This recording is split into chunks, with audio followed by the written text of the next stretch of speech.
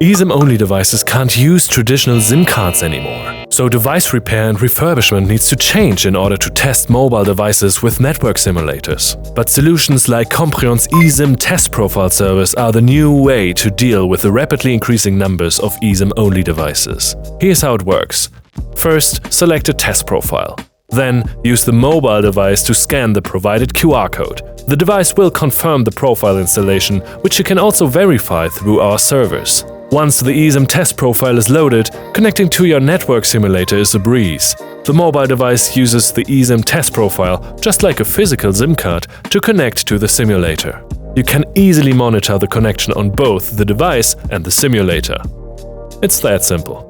From here, proceed with your testing as usual. Whether you're checking data connectivity or running other diagnostics, Comprion's eSIM solution ensures you can maintain your workflow seamlessly.